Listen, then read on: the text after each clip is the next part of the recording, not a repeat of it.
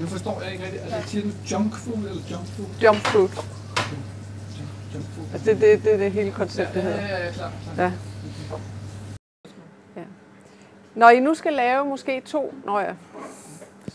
Når I nu skal lave en tunsalat og en kyllingesalat og en vegetarsandwich.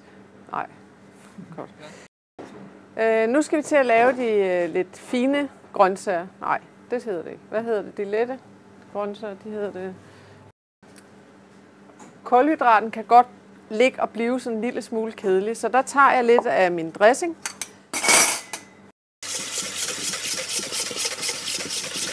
Det er meget godt, når jeg skal stå og vise det her, så skiller den fanderne i, men det plejer den aldrig at gøre for mig. Nå.